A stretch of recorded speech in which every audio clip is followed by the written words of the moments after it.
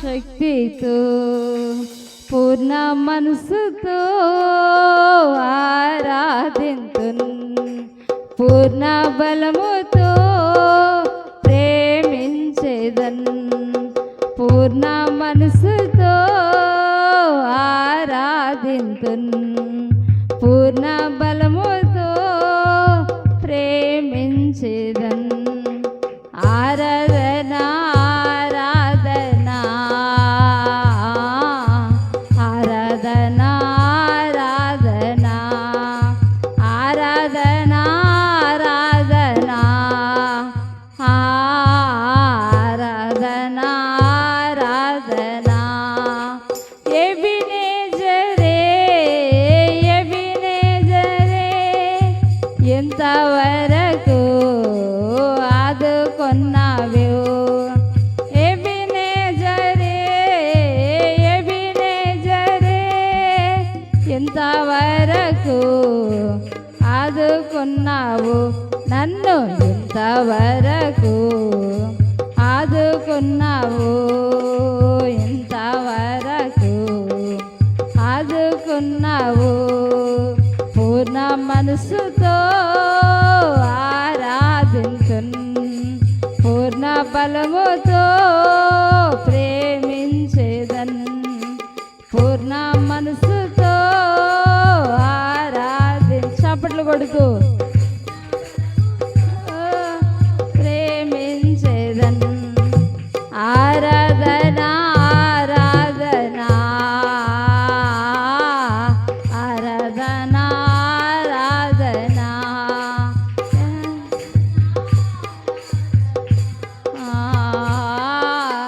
ఆరాధన ఆరాధన ఎల్రోహి ఎల్రోహి నన్ను చూజావే వందనమయ్యా, ఎల్రోహి ఎల్రోహి నన్ను చూజావే వందనమయ్యా, యేసు నన్ను చూజావే వందనమయ్యా, నన్ను చూజావే వందనమయ్యా. పూర్ణ మనసుతో ఆరాధింతున్, పూర్ణ బలముతో ప్రేమించేదన్, పూర్ణ మనసుతో ఆరాధింతున్, పూర్ణ బలముతో ప్రేమించేదన్. ఆరాధన ఆరాధన ఆరాధన ఆరాధన ఆరాధన ఆరాధన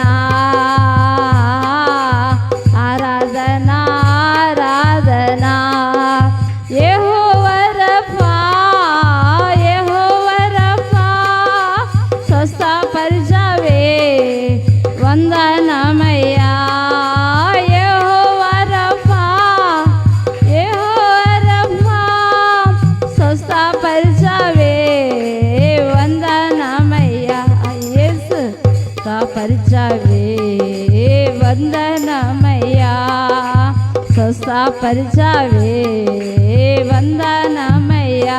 నిన్ను పూర్ణ మనసుతో ఆరాధింతున్, పూర్ణ బలముతో ప్రేమించేదన్, పూర్ణ మనసుతో ఆరాధింతున్, పూర్ణ బలముతో ప్రేమించేదన్. ఆరాధన ఆరాధన ఆరాధన ఆరాధన ఆరాధన ఆరాధన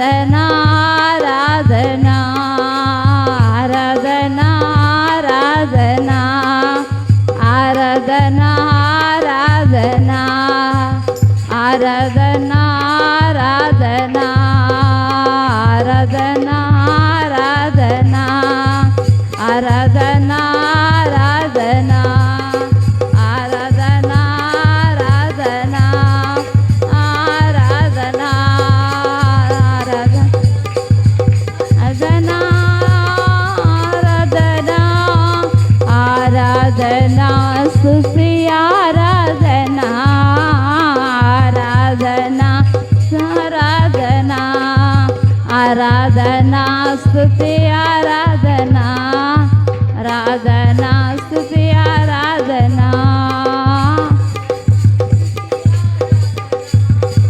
ఆరాధన స్తుతి ఆరాధన ఆరాధన స్తుతి ఆరాధన ఆరాధన స్తుతి ఆరాధన ఆరాధన దే ఆరాధన ఆరాధన ఆరాధన హల్లెలూయా హల్లెలూయా హల్లెలూయా హల్లెలూయా హల్లెలూయా హల్లెలూయా హల్లెలూయా హల్లెలూయా హల్లెలూయా హల్లెలూయా హల్లెలూయా హల్లెలూయా హల్లెలూయా హల్లెలూయా హల్లెలూయా హల్లెలూయా పరిశుద్ధుడా స్తోత్రాలు స్తోత్రాలు స్తోత్రాలు స్తోత్రాలు స్తోత్రాలు స్తోత్రాలు మహిమ మహిమ మహిమ మహిమ రికలదర శబర బబ రండి పరిశుద్ధాత్మడా రండి పరిశుద్ధాత్మడా రండి పరిశుద్ధాత్మడా హల్లెలూయా హల్లెలూయా హల్లెలూయా హల్లెలూయా రండి పరిశుద్ధాత్మడా నీ బిడ్డలపైకి రండి పరిశుద్ధాత్మడా నీ బిడ్డలపైకి రండి పరిశుద్ధాత్మడా అగ్ని నాలుగుల వలె రండి పరిశుద్ధాత్మడా హల్లెలూయా హల్లెలూయా రిబల సకల బలహీనతలు సకల వ్యాధులన్నీ తొలగిపోవును గాక నీ ఆరాధన అభిషేకముతో నింపబడును గాక రిబలదర శబబబర బలదర బబబ హల్లెలూయా హల్లెలూయా హల్లెలూయా హల్లెలూయా హల్లెలూయా హల్లెలూయా హల్లెలూయా హల్లెలూయా హల్లెలూయా హల్లెలూయా హల్లెలూయా హల్లెలూయా హల్లెలూయా హల్లెలూయా హల్లెలూయా స్తోత్రాలు స్తోత్రాలు ప్రభువా స్తోత్రాలు ప్రభువా వందనాలు ప్రభువా వందనాలు ప్రభువా వందనాలు ప్రభువా అయ్యా నీ స్తోత్రాలు రక్షకా నీ స్తోత్రాలు విమోచకుడా నీ స్తోత్రాలు తండ్రి హల్లెలూయా హల్లెలూయా హల్లెలూయా హల్లెలూయా హల్లెలూయా హల్లెలూయా హల్లెలూయా వందనాలు ప్రభు వందనాలు యేసయ్యా వందనాలు యేసయ్యా వందనాలు పరిశుద్ధాత్ముడా నీ స్తోత్రాలు తండ్రి వందనాలు ప్రభువా రక్షకా నీ స్తోత్రాలు స్తోత్రాలు స్తోత్రాలు స్తోత్రాలు వందనాలు యేసు రాజా నీ స్తోత్రాలు రక్షకా నీ స్తోత్రాలు తండ్రి వందనాలు ప్రభువా రక్షకా యేసు రాజా నీకు వందనాలు విమోచకుడా నీకు వందనాలు తండ్రి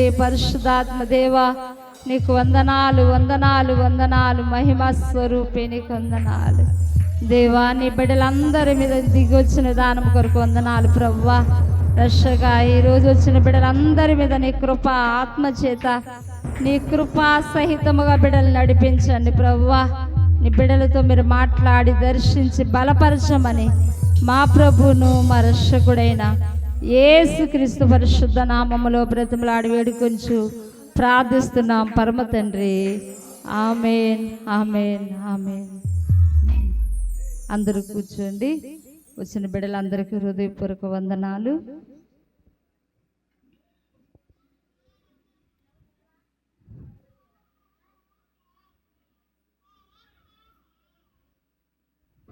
చిన్న బిడ్డలు మొదలుకుని పెద్దవారి వరకు అందరికీ హృదయపూర్వక వందనాలు నాన్న శ్రీన్ బాబు అర్థమేసి నాన్న ఎండ వచ్చేస్తుంది అక్కడ అర్థమేసేయండి అర్థమేసి సజీవమైన రెక్కల చాటున ఘనమైన స్థాల కింద భద్రపరిచి మరలా 9వ నెల 7వ తారీఖున ఈ బలలో పాలు పొందే కృపను దేవుడు అనుగ్రహించాడండి. దేవుని స్తోత్రం. ఈరోజు అనేకులు బలహీనులై రోగులై ఆసుపత్రిలో ఉన్నారు, కానీ దేవుడు మనల్ని సజీవులుగా ఉంచినందుకు దేవునికి స్తోత్రాలు చెప్దామండి. హల్లెలూయా హల్లెలూయా. దేవుని నామానికి మహిమ కలుగునగాక. మరి డాడీ వచ్చేటప్పటికి చిన్న వాక్యము చదువుకుందామండి.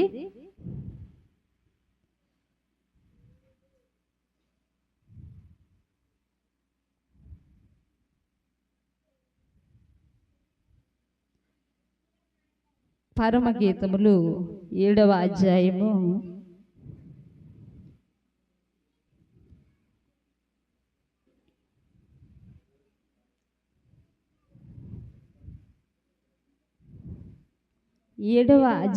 2వ వచనం చదివి సహకరిస్తారని.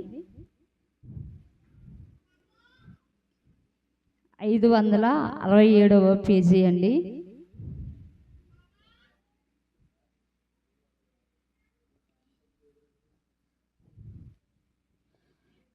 7వ అధ్యాయం 2వ వచనము.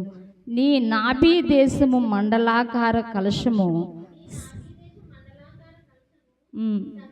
ద్రాక్షారసము దాని యందు వెలితి పడకుండును గాక. తలలు ఉంచి కనులు మూసుకుని చిన్న ప్రార్థన చేసుకుందామండి. ప్రభువా, నీ స్తోత్రాలు తండ్రి. నీ మాట వినాలని, నిన్ను ఆరాధించాలని, నిన్ను స్తుతించాలని ప్రభువా నీ సన్నిధికి వచ్చి ఉన్నాం. ప్రభువా, నీ సిలువ చాటున మమ్మల్ని మరుగుపరిచి మాతో మీరు మాట్లాడండి ప్రభువా. అయ్యా యేసయ్యా, నీకు వందనాలు తండ్రి. పరిశుద్ధాత్మ తండ్రి, నీ స్తోత్రాలు ప్రభువా. వందనాలు యేసు రాజా, నీ స్తోత్రాలు తండ్రి. రక్షక, నీకే స్తుతులు స్తోత్రాలు చెల్లిస్తున్నాం ప్రభువా. వందనాలు తండ్రి. మాతో మీరు మాట్లాడి నీ మాట చేత మమ్మల్ని నడిపించి పోషించి నడిపించమని మా ప్రభువును మా రక్షకుడైన యేసుక్రీస్తు నామములో అడుగుచున్నాము తండ్రి. ఆమేన్, ఆమేన్. అయితే నీ నాభి దేశము ఏంటండి? ఇది పరమగీతంలో 7వ అధ్యాయంలో 2వ వచనంలో, నీ నాభి దేశము మండలాకార కలశము సమ్మిళిత ద్రాక్షారసము దాని యందు వెలితి పడకుండును గాక. నాభి అంటే ఏంటండి? నాభి అని మరి సంస్కృత పదములో బొడ్డు. ఏంటండి? మనకందరికి బొడ్డు ఉందా లేదండి? బొడ్డు ఉంది. తల్లి గర్భంలోని మరి ఆ పిండము రూపకల్పన జరుగుతున్నప్పుడు ఆ బొడ్డులో నుంచి తల్లి ప్రేగు ద్వారాగానే ఆ బొడ్డులోంచి ఆహారం వెళ్తుంది కడుపులున్న ఆ పిండానికి, ఆ శిశువుకండి. అలాగున మరి నీ నాభి దేశం మండలాకార కలశం అంటే మరి అలాగే మరి కడుపులో ఉన్నంతసేపు ఆ ప్రేగు, తల్లి ప్రేగు బొడ్డుకి ఎవరికండి? బిడ్డ యొక్క బొడ్డుకి అంటుకుని ఉంటుంది. అయితే మరి మంత్రసానులు ఏం చేస్తారంటే ఆ బిడ్డ పుట్టగానే ఏం చేస్తారు? బొడ్డు తల్లిని బిడ్డని వేరు చేస్తారు, బొడ్డు కట్ చేస్తారు. బొడ్డు కట్ చేయకుండా 9 నెలలు ఆ బొడ్డుతోటే ఉంది కదా, మరి బయటకు వచ్చాక కూడా బొడ్డు వండించచ్చు కదా అని వండిస్తే తల్లికి క్షేమం ఉండదు, బిడ్డకి కూడా క్షేమం ఉండదండి. ఆ బొడ్డు కట్ చేయబడితేనే తల్లి క్షేమంగా ఉంటుంది, బిడ్డ క్షేమంగా ఉంటుంది. అలాగే రక్షణ పొందిన మనము, యేసయ్య రక్తంతో కడగబడిన మనం ఏం చేయాలంటే లోకములో నుంచి మనం వేరు చేయబడ్డాము. మనము ఎలా జన్మించామండి? యేసయ్య రక్తము ద్వారా నూతన జన్మ పొందాం. మనము రక్షణ పొందడం ద్వారా, అంటే రక్షణ చూడండి, బాప్తిసము ఎందుకు పొందుతారండి అని చాలామంది అంటారు. బాప్తిసము అంటే ఇలా నీటిలో ముంచి మరలా పైకి లేవగానే మనం ఏం చేస్తామంటే నీటిలో సమాధి చేయబడి మరలా నూతన జన్మ పొందుతామండి. దేవుని స్తోత్రం, హల్లెలూయా. నూతన జన్మ పొందగానే మనం ఏం చేస్తామంటే మరలా దైవజనులు క్రొత్త పేరు మనకు పెడతారు. అలాగే ప్రకటన గ్రంథంలో కూడా మీకు ఒక క్రొత్త పేరు ఉంటుందంటారు దేవుడు. అలాగే నూతన జన్మ పొందాక మరలా ఏం చేస్తామంటే, ఇప్పుడు తల్లి బిడ్డ వేరు చేశాక తల్లి తిన్న ఆహారమే బిడ్డకు పెట్టమండి. ఏం చేస్తాము? బిడ్డకి వేరే ఆహారం పెడతాము. అలాగే తల్లికి కూడా వేరే ఆహారం పెడతాము. అలాగే నూతన జన్మ పొందాక మరి ఆ బిడ్డ మరి ఎదుగుచూ ఉంటుంది. అలాగే మనము కూడా ఆత్మీయ జీవితంలో రక్షణ పొందిన ప్రతి ఒక్కరూ కూడా బొడ్డు కట్ చేయబడడం అంటే లోకము నుంచి మనం వేరు చేయబడాలండి. దేవుని స్తోత్రం. లోకము యొక్క క్రియలు, లోకము యొక్క ఆశలు, లోకము యొక్క ధ్యాసలు, లోకము యొక్క మరి వారి యొక్క ఆచారం నుంచి మనం వేరు చేయబడాలి. మనం ప్రత్యేకించబడి ఉండాలండి. దేవుని స్తోత్రం, హల్లెలూయా. నేను వాక్యం ఏమి చెప్పాలని నేను అనుకోలేదు, కానీ ఈరోజు మరి మన సూసన్ గారి నిమిత్తము నేను చెప్పాలని అనుకున్నాను, కానీ దేవుడు ఈ వాక్యము చెప్పాలని దేవుడు ఇది వాక్యం చూపించారండి. అయితే మరి ఆ బిడ్డ చూడండి, బొడ్డు కట్ చేయబడడం అంటే లోకం నుంచి వేరు చేయబడము. అలాగే లోకంలో నుంచి వేరు చేయబడిన మనం ఏం చేయాలంటే, మరి ఆత్మకు బిడ్డకి ఎలాగైతే పాలు అవసరమో మన ఆత్మ ఏమైందండి, పాపముల చేతను మరి దోషముల చేతను మీరు చచ్చిన వారై ఉండగా క్రీస్తు తనతో బ్రతికించాను అన్నారండి ఎఫెసీ పత్రికలో. మనము రక్షణ పొందిన తర్వాత మరలా నూతన జీవితం మనకు వచ్చిన తర్వాత మనం ఏం చేస్తామంటే, వాళ్ళు చేసే పూజలు, వాళ్ళు చేసే విగ్రహారాధన, వాళ్ళు చేసే ఆచారాలు మనం చేయకుండా ఏర్పాటుగా మనము ప్రత్యేకించబడిన వారుగా మనం జీవిస్తూ ఉంటాము.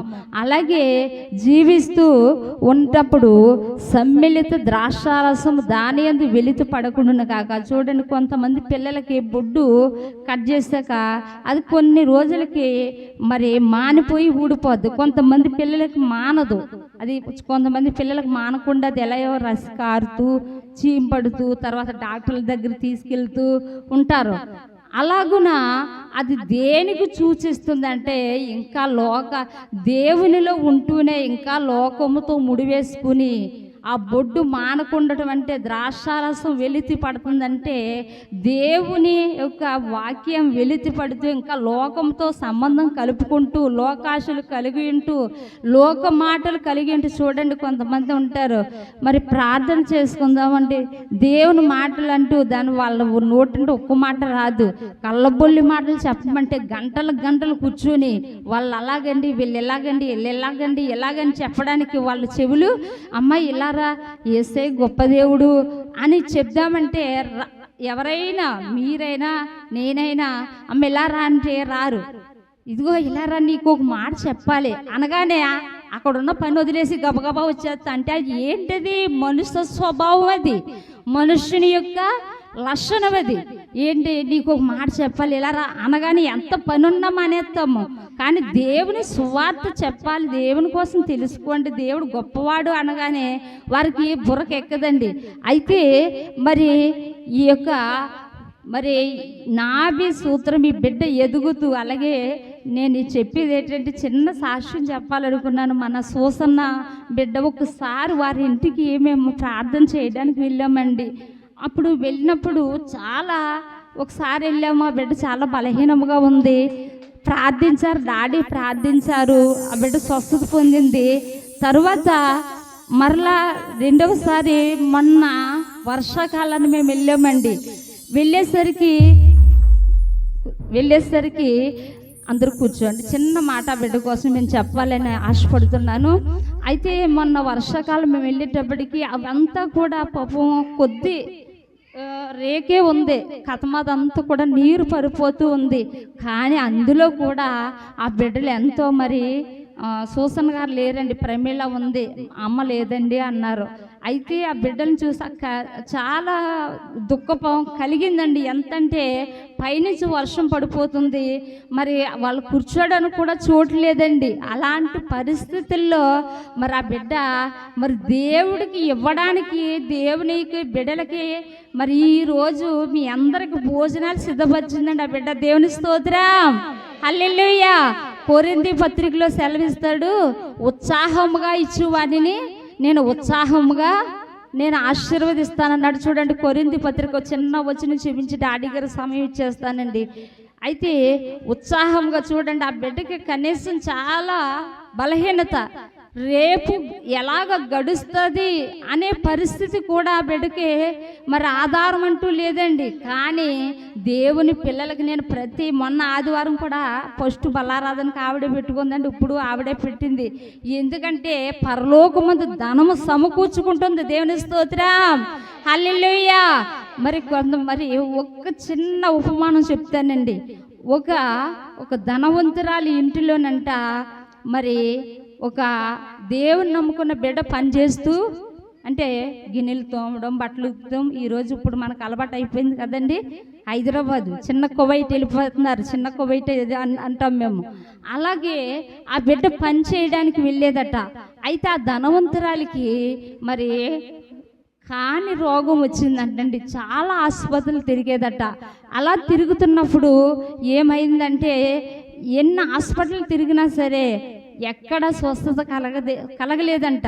అయితే ఈ బిడ్డ పని చేయడానికి వెళ్ళినప్పుడు అమ్మగారు ఒకసారి మా మందిరానికి రండి, మా పాస్టర్ గారి చేత ప్రార్థన చేయించుకోండి, దేవుడు స్వస్థపరుస్తాడండి, దేవుడు బాగు చేసేవాడండి అనేసి ఆ బిడ్డ సాక్ష్యం చెప్పేదటండి.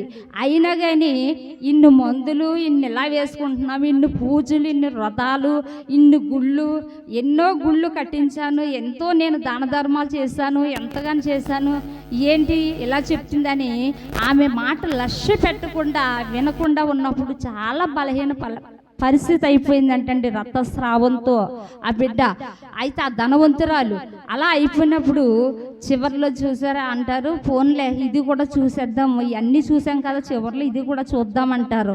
అలాగా సర్లేవే అయితే మీ పాస్టర్ గారినే అయితే నేను వస్తాను ఒకసారి, ఎవరికి తెలకుండా ముసుకేసుకుని మరి ధనవంతురాలు గుడికి వెళ్ళిపోతుంది అంటారని మరి అన్నీ కప్పేసుకుని ముసుకేసుకుని వచ్చేటప్పటికి మరి ఆ రోజు ప్రార్థన చేయగానే ఇంటికి వెళ్ళేటప్పటికి ఆమెలో ఉన్న రోగం అంతా తొలగిపోయిందంటే దేవుని స్తోత్రం, హల్లెలూయా.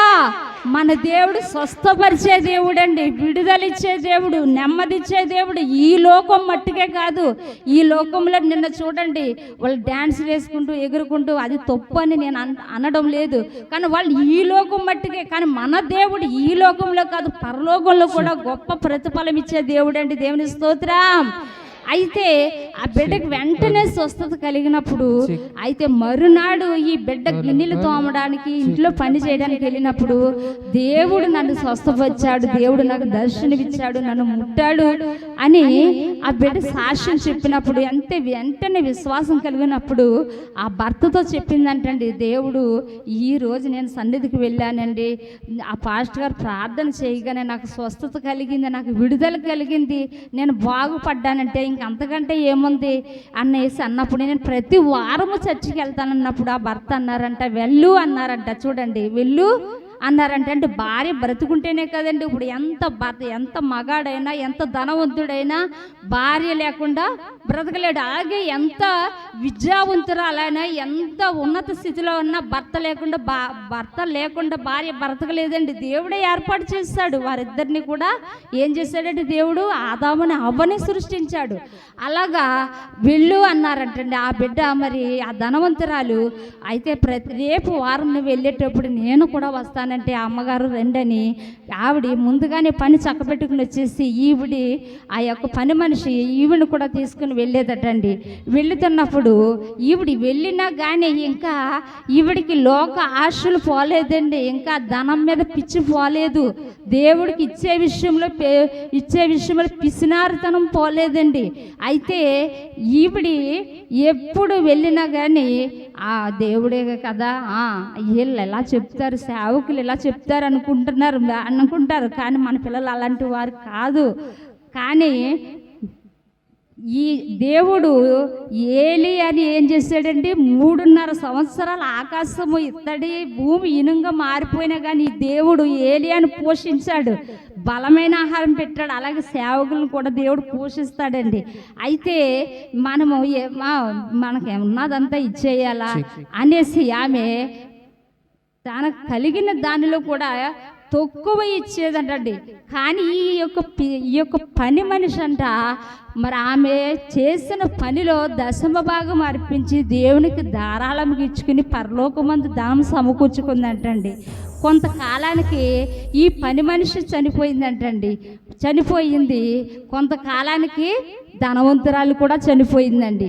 అయితే చనిపోతే దేవదూతలు వచ్చి పని మనిషిని తీసుకెళ్ళిపోయారు పరలోక రాజ్యం, అలాగే ధనవంతురాలను కూడా తీసుకెళ్ళిపోయారండి. తీసుకెళ్ళిపోయాక అయితే ఈ పని మనిషి మరి అక్కడికి వెళ్ళాక బంధాలు అనుబంధాలు ఉండవు, కానీ ఈవిడ ఫలానా ఆవిడ కదా, ఈవిడ ఫలానా ఆవిడ కదా అని గుర్తుపడతామండి, గుర్తుపడతాం. మొన్న నేను దర్శనం చూశాను, ఆ దర్శనంలో మీకు చెప్పాను, ఈ ఫలానా వారు అని గుర్తుపడతాం తప్ప ఇంకా ఆ స్టోరీ చెప్దాం ఈ స్టోరీ చెప్దామని అటువంటి ఏముండవు. నిత్యం ఇంకా ఆరాధించడమే అక్కడ. హల్లెలూయా హల్లెలూయా అంటూ మరి క్రొత్త పాటలు పాడుతూ ఆరాధిస్తూ ఉన్నామండి, ఆరాధిస్తూ ఉంటారంటండి. అలాగే నేను పరలోక దర్శనం నేను చూశాను. నేను అలాగున మరి ఈ పని మనిషి చనిపోయి మరి పరలోక రాజ్యం వెళ్ళింది కదండి.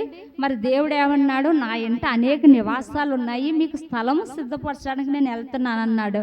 మనందరికీ కూడా దేవుడు ఒక్కొక్కరికి ఒక్కొక్క ఇల్లు కడుతున్నాడు. ఎలా కడుతున్నాడు అండి? బంగారంతో కడుతున్నాడు. చిన్న చిన్న బంగారం మన చెవులకి వేసుకున్నాం, మెల్ల వేసుకుంటున్నాం, కానీ బంగారపు గోడలు, బంగారంపై మనం నడుస్తామంట. అయితే బంగారం కలిగిన ఇంటిలో ఉండి ద్వారము దగ్గర నుంచుని అమ్మగారు మీరు వచ్చేసారా అంటుందంట. ఎవరండి? పని మనిషి. అయితే అవును నేను వచ్చేసాను అంటే అమ్మ, అయితే ఈవిడ అనుకుంటుందంట, నా దగ్గర పనిచేసిన పని మనిషికే ఎంత గొప్ప ఇల్లు ఇస్తే నాకు ఇంకా 2 అంతస్తుల డాబా, ఇంకా బంగారము మెరిసిపోయే బంగారం లాంటి దేవుడు ఇల్లు ఇస్తాడనమాట. అంటే ఇంకా అప్పుడు ఇంకా వెళ్తుంటే బంగారంతో కట్టబడిన ఇల్లులు ఉన్నాయంటే, ఇదిగో ఈ ఇల్లు నాది, ఇల్లు నాది, ఇది ఈ ఇంటిలో ఉంటానంటుంటే దేవదూతలు అంటున్నాయంట, అబ్బాయి ఇది కాదమ్మా, ఇది కాదమ్మా, ఇది కాదు, నీ ఇల్లు ఇంకా దూరంలో ఉందమ్మా, ఇంకా దూరంలో ఉంది అనగానే, ఇంకా దూరంలో ఉంది, ఇంకా దూరంలో ఉంది అనగానే చివరికి వెళ్ళేటప్పటికి ఒక పాడుబడిన ఇంటిలో పెట్టారట. అప్పుడు అక్కడ దేవదూతల మీద దెబ్బలాడేస్తుందంట ఆవిడ. ఒకసారి మీకు చెప్పాను, దేవుడు మరలా చెప్తున్నారు, ఒక దేవదూతల మీద ఆత్తరి నా కింద పనిచేసిన పని మనిషికి ఏమో బంగారంతో కట్టిన ఇల్లు ఇచ్చారు, నాకైతే ఇంత చిన్న పాడుబడి ఇల్లు చిన్న గుడిసెలో నన్ను ఇలా పెడతారా అంటే, అమ్మా నువ్వు భూమి మీద ఉండగా పరలోకంలో ధనము సమకూర్చుకోలేదు తల్లి. భూమి మీద ఉండగా నీకున్న ఆస్తిలో, నీకున్న దానిలో కొంచెమే, నీకున్న దానిలో పిసినారితనముగా నువ్వు చేసావు కాబట్టి నీ ధనము ఎంతే సమకూర్చుకున్నావు. కానీ నీకెంత పనిచేసిన బిడ్డ నీవిచ్చిన ధనములోని నీవిచ్చిన 500లో దేవుడికి 50 రూపాయలు దశమభాగం తీసేది. మరి ప్రతి వారము దేవునికి ధారాళముగా ఇచ్చేది. ఆ ఇచ్చిన ధనముతో ఇక్కడ గొప్ప ఇల్లు కట్టబడ్డది ఆ బిడ్డకి అన్నప్పుడు అప్పుడు అంటుందంట, దేవదూతల్ని దెబ్బలాడుతుంటే దేవుడి దగ్గరికి తీసుకెళ్లారంట. ఉన్నప్పుడు దేవుడు సింహాసనం దగ్గర తీసుకెళ్తే అప్పుడు దేవుని దగ్గర అంటుందంట, ఆశ్చర్య నాకు ఇలాగంటే నాకు ఒక్క అవకాశం ఇవ్వండి అంటుందంట. ఇంకా ఆ శవమును ఇంకా తీసుకెళ్ళలేదు, ఇంకా కిందే ఉంది. అంటే పని మనిషి ముందు వెళ్ళిపోయింది ఆవిడ, ఈవిడ ఇంకా కిందే ఉంది. ఆత్మ వెళ్ళిపోయింది, ఆత్మ మండలంలోంచి వెళ్ళిపోయింది. అప్పుడు ఒక్క అవకాశం ఇవ్వండి అంటుందంట. ఈలోగా కింద ఏం జరుగుతుందంటే, ఈ ఆత్మల ప్రపంచంలో ఆత్మ అక్కడికి వెళ్ళిపోయి అక్కడ దెబ్బలాడుతుంది. ఇక్కడ ఏం జరుగుతుందంటే, కొడుకులు ఈ ఆస్తి పత్రాలు ఎక్కడెట్టింది, అలాగే కూతుళ్ళు ఈ బంగారం ఎక్కడెట్టింది, అలాగే మనవలు చీర మడతల్లో డబ్బులు పెట్టిందా మా నానమ్మ అని ఇవన్నీ ఎత్తుక్కుంటున్నారంటండి. ఒక్క అవకాశం ఇవ్వండి నాకు, నేను భూమి మీదకి వెళ్ళి నేను మరలా వచ్చేస్తాను అనేసి ఒక్క అవకాశం ఇవ్వండి అని దేవుని దగ్గర అడిగిందంటండి ఆ ధనవంతురాలు. అంతే ఒక్కసారిగా దేవుడు అన్నాడంట, ఒక్క అవకాశం నీకు ఇస్తున్నానంటే ఆ ధనవంతురాలకు ఇచ్చినట్టు మనకి ఇవ్వడండి. దేవుని స్తోత్రం. శిలువ మీద దొంగ పశ్చాత్తాప పడి ఆ శిలువ మీద దొంగ రక్షణ పొందాడు. అలాగే కొంతమంది అంటారు, శిలువ మీద దొంగ రక్షణ పొందాడు కదా, ఈ లోకంలో ఇవన్నీ అనుభవించేసి అప్పుడు రక్షణ పొందుతానంటారు. కాదు, అది అవకాశాన్ని బట్టి దేవుడు, అప్పుడు అవకాశం లేదు కాబట్టి అప్పుడు దేవుడు ఇచ్చాడండి.